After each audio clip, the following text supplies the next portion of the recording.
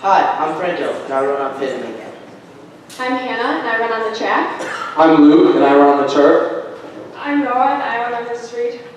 I'm Arsh, and I run on the track. We all get blisters? We are So this past cross-country season, after training the entire summer, I was on pace to run with the varsity team during the state series. But however, I developed a blister on my foot, and I was not able to finish my season the way I wanted to. In the fall, we pushed out over 200 surveys, and we discovered that I'm not alone. We found that over 76% of the respondents develop blisters while they're running. And through this past 90 days of distributing our prototypes that we've developed, we discovered that the problem actually stems from friction, and which branches into blisters as well as chafing while they're running. So we plan to tackle this problem by adding portability to a friction prevention solution. Shown on the left is an image of our current prototype. On the right is our unique value proposition of the clip. This introduces a portable anti-friction solution to prevent chafing and blisters. When it comes to chafing and blisters, timing is critical. So this clip provides runners with the opportunity to attach it to their shorts while they run, and it provides them with the opportunity to reapply it if the cream begins to wear off. We are currently working with an intellectual property attorney working on developing a patent for the clip. So some feedback that we got from people that we passed out the prototype to is that the clip is very lightweight, hardly noticeable, and perfect for long distance runners. However, some negative feedback that we got, as some of you may be able to see, is that the clips are very fragile. But no worries, we're currently working on improving them and making them a lot sturdier. So here's Luke with a snapshot of our competition. As you can see, we are the only product that offers convenience, portability, and are designed for runners. Through a survey, we have discovered that certain customers would be willing to pay a premium price if the product was all natural. So down the line, we look to create our own all-natural substance and product. Here's Laura to talk about the target segment. Our target market are competitive long-distance runners in urban areas. They age from 16 to 45 and they're healthy and athletic. Initially, we thought that our age rate would be higher, but from our survey that we took, we figured out that the cross-country team at our school would be interested in purchasing our product too. This is why we lower our age range. And here's Franco with more detail. In terms of market sizing, our total available market consists of the 17 million runners in America, according to Running USA. We broke this down into our serviceable available market, which was calculated by adding up the total amount of runners in the top 6 most popular Chicagoland races. We then multiplied this number by 0.8. We decided to take out 20% of the total amount of finishers who we deemed to be repeat runners, meaning that they ran in more than one race. We further broke this down into our target market, which is 75% of the same. We chose 75% because according to our surveys and Active.com, approximately 75% of all long-distance runners develop blisters. In our first year, we estimated 2% market share, which is based on the feedback that we got from our supplier as to how they did in their first year, because we want to set a reasonable and attainable goal. The frequency of use for our product is 4 to 6 times per year, which varies with the amount of miles that the runners run. Now here's Arsh to tell you how we're going to target our market. So our online presence will help our company drive us into the future. Our website will do this for us. 2 things on our website will be our product info and our online store, which will be our main source of revenue because we solely tend to sell online for the time being. In the future, we also plan on adding a blog to our website. This will be there to promote brand community. We also have multiple social media outlets to promote our product even more to multiple different customer options. We also have a verbal commitment from Dick Pond and Hoffman Estates, and they are interested in selling our prototype.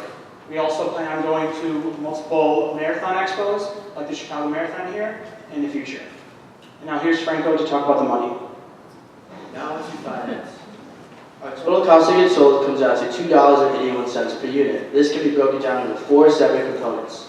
First, our solution, which comes inside of a container, and that's produced by our supplier, chamois butter. This comes out to $1.35 per unit. Second, our 3D printed clip, which comes out to 84 cents per unit.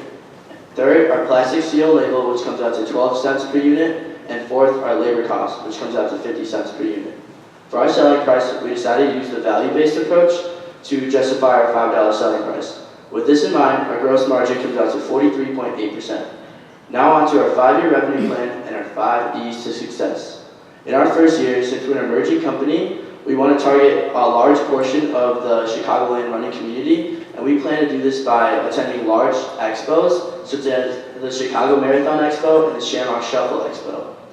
We also hope to further validate our unique value proposition and test the market receptivity to our product.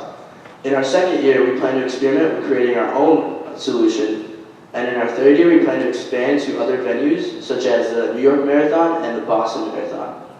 Our fourth year will mark a turning point in our company as we plan to turn ourselves into a brand rather than a product.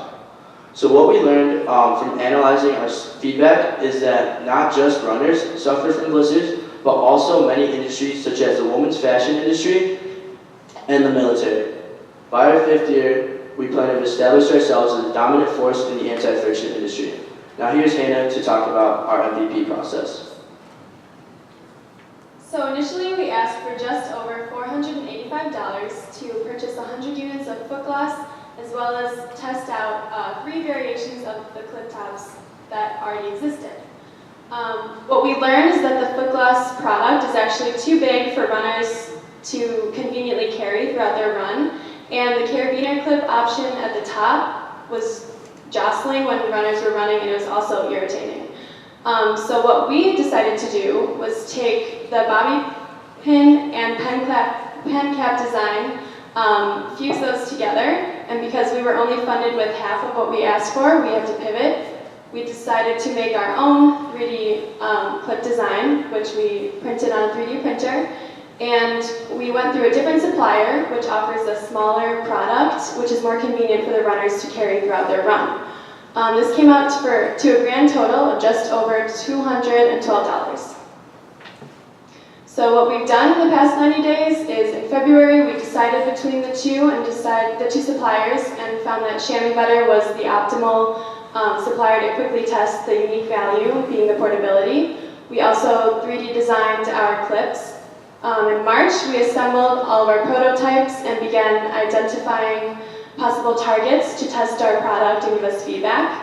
And then in April, we distributed our prototypes, acquired data and feedback that they gave us, and published our website, which had our survey as well as our product info and our online store. So what we've learned is, firstly, that acquiring feedback was more difficult than we anticipated. While we handed out over 85 prototypes and surveys, we have only received about 27 thus far. We emphasized that the survey would take under 3 minutes, and people still did not have the time to help us out. But in terms of numbers, we've found that the respondents validate our solution pretty quickly. They find the product not only effective in reducing friction, convenient while running, and but the clip's presence to be unnoticeable throughout the run. And important to note here is that most of the gray area is made up of indifferent people who are not entirely opposed to the solution. Again, across the board, we see an almost even split between people interested in purchasing our product for $3 to $5, as well as $5 to $7, which justifies our $5 selling price. And we see that the vast majority of people would be interested in purchasing our product for a premium price if it were all natural, which is a route that we plan to go down in the future. And for this segment, we decided to break it down by blister development, because initially we thought that only people who develop blisters on their runs would be interested in purchasing our product. However, as you see here, the vast majority of people who reported developing blisters rarely to never were still interested in purchasing our product, because it not only serves as a preventative measure, but it also prevents chafing. And then we see here that the majority, once again, of people who develop blisters sometimes or often find that the reapplication aspect of our product is important, and they found the need to reapply the product throughout their run. And what's important to note here is that all of the runners that tested our product ran a 5K or less with it, and they still found that the reapplication was important. As a team, we plan to contribute $2,000 of our own cash to account for the liquidity cushion and research and development costs. The rest is broken up into our startup inventory and marketing costs. For our startup inventory, we are asking for 2,000 units in order to be able to further validate our unique value proposition, as well as gather feedback from the market. And for our marketing costs, this will account for our booths at expos, where we plan to promote our product to a large portion of the running community at one time. And the two booths that the two expos that we plan to attend are the Chicago Marathon Expo and the Rock and Roll Half Marathon Expo. So the website fees are also accounted for in the marketing costs. Altogether, we are asking for a grand total of $10,420 to match a 5-to-1 investor to founder ratio. So as we mentioned before, the main problem that we're targeting is friction, which extends to a variety of markets for future expansion. Not only women's fashion, the military, and also cyclists, among the other three. So there you have it. You see that friction is a big problem, and BlissFoot is a great solution. We've shown you what we've done, what we've learned, and how we've validated our business idea.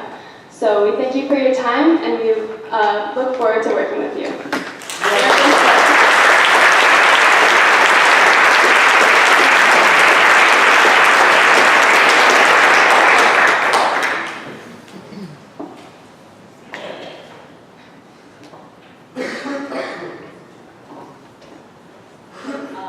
First of all, well done. Great articulation from every team member. I've got a question for you. First of all, congratulations on designing and engineering. Thank you. Your own work. I understood, or I heard, that you offered this free in exchange for information. What was the feedback as to what people were willing to pay? And did it all, you all went through training, actually selling this? And then give feedback? So as we have here, there was an even split between $5 to $7 and $3 to $5. The existing products like this in the market are generally sold in the $5 range, I'd say, but the product itself is larger. What we offer is the portability, and so that's what we're really trying to capitalize on. In terms of, what was the second part of the question? Selling. So we're just trying to gain feedback through our MVP in this stage of the game. We also initially weren't sure how our clip top was going to turn out, so we weren't sure if we'd have a good product to present, I guess, to the market. But as we were going through the process, people did say that they would be interested in purchasing the product, and they would like to in the future. Oh, this was a prototype. A lot of runners found that the clips were fragile, and we wanted to express that it was a prototype that they didn't have to pay for if they found it was flawed. So with the funding, we actually decided the best idea was to 3D print them in order to print a large amount so we could gain a large amount of feedback. So that's why we decided to use 3D printing as the prototype. Aren't the 3D printers great? Yes. Again, congratulations on a great presentation, and yeah, we have some great athletes here. Congratulations on bringing the MS Mid-Suburban League downstate in basketball. Hopefully it'll happen again in the next 15 years. So, but I know all of you see you guys out running in the past. One thing about Glide, by the way, on your slide, Glide is a runner-centric product. Try to find Glide in a store other than a running store, and you won't find it in the store a bunch of times. I don't know, I've searched for it many times. How are you going to drive traffic to your website? So our website, basically, we're planning on, we have a Twitter right now, and we push out tweets, and then on our bio, we have our website, Plus, we're planning on the packaging, maybe we put our website on there also. And we have also a Facebook. So would you actually sell, or are you doing commerce on the site or no? Yeah, right now we have a store on, it's like in the making right now, the store. Okay. And we're planning on selling online. For a low-cost product, it's hard you have to do very high volume of sales. That's why I was asking about how you're going to drive traffic, because that's really expensive to do that. So our main source of marketing will actually be at the expos. When I ran the Chicago Marathon back in the fall, they said that the traffic there is over 100,000 people that are walking through there. So it's like you can gain a significant portion of the market at one place if you have a booth there. And what was your time? 3:14. 3:14? Yeah. Awesome. Oh my God. I remember those days. So one thing here is about the cost of the product and everything. So, Sam Center. I'm sorry? Sam Center, she's the owner of Dick Pond. So she lives in Palatine. We were speaking with Nick. Nick, he's the current manager at Hoffman Estates. Yeah, he works for Sam. So Sam lives in Palatine, and her kids go to Palatine. So I would suggest partnering with somebody, because getting into the Marathon Expo, that's big chips to get in there. But if you could be attached along with somebody there, because I think it's cost prohibitive to get a booth, especially for such a low cost product. But to be a part of somebody else's booth would be really awesome, because I look at this as something that's right at the checkout counter as we go out and do that. So last question, and I'll pass it around, but I'm curious, being a runner, I was thinking about this. Where am I going to clip this without, and I think I'm going to get another blister out of that. Okay. Oh, you're going to have a running belt. Okay, so I don't know how We also, our initial idea, we were thinking about maybe on your shoelace or something like that, but we thought that on the back of the pants or leggings or maybe a sports bra type situation. Yeah, just something that isn't wrong. Right, and we tested it out on the front, and it hits your leg when you're running, but in the back, it is you can't notice it. You're wearing a hat, I can see it. There's a lot of golfers. We had a few people run the Willow Creek 5K with it on their bands. It's shaped to the 5K. So it's not far enough. Never know. For my like team. Yeah, exactly. You need to run in shape. Okay, this is a non-runner's perspective. First of all, I'm not 100% sure why this product is different than any other product out there other than the clip. So what are the ingredients that what makes this a superior product?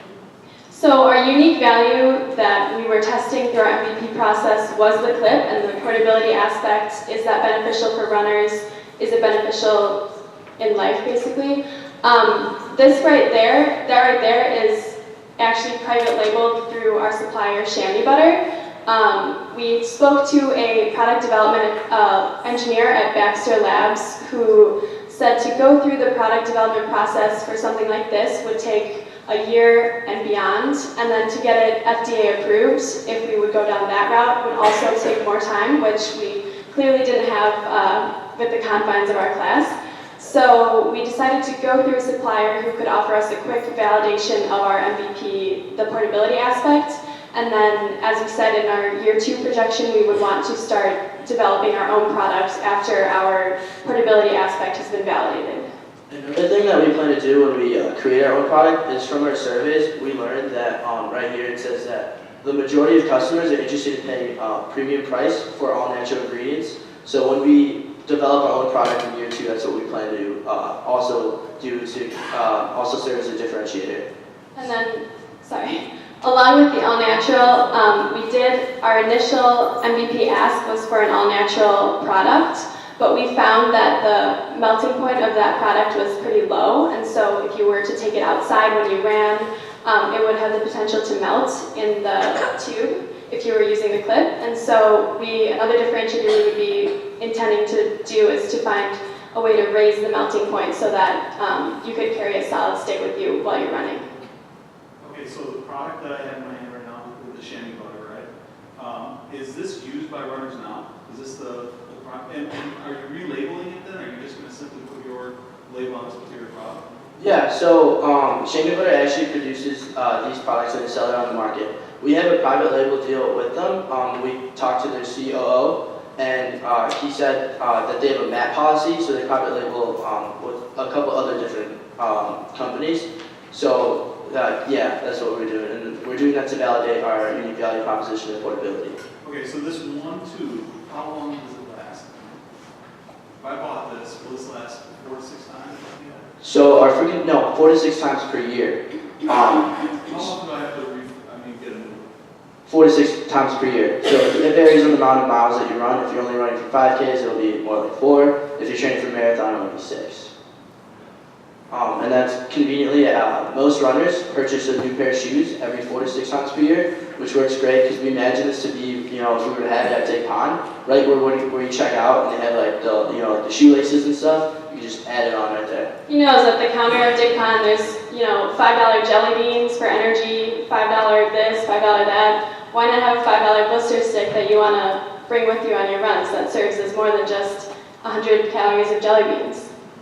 With caffeine, there you go. But I do want to reinforce what Eric suggested, though, in terms of going with a known entity such as Dig Pond and offering this perhaps as a way to test your concept. Because I'm not really clear now that I've heard you more as to what exactly we're trying to test. Is it the holder? Is it portability? Is it the product? We've got 3 different variables. And depending upon which one you choose, each one of them has got its own potential customer experience. Because if it's combination product and small quantities, I would say you should be selling these at prom night to every girl that walks in prom. What happens at about 20 minutes after the band starts playing? Where are all those fancy shoes? under the table. Under the table, yeah. So imagine if from an impulse and product being perspective, you guys could probably sell out of your inventory at one time. So depending upon what it is that you're trying to do.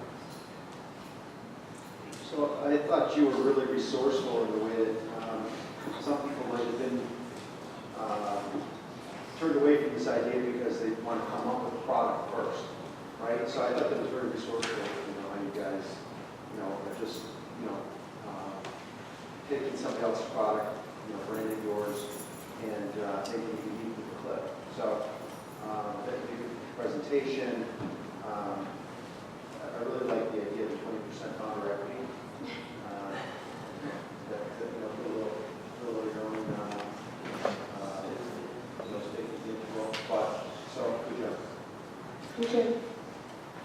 Thank you, BlissFoot.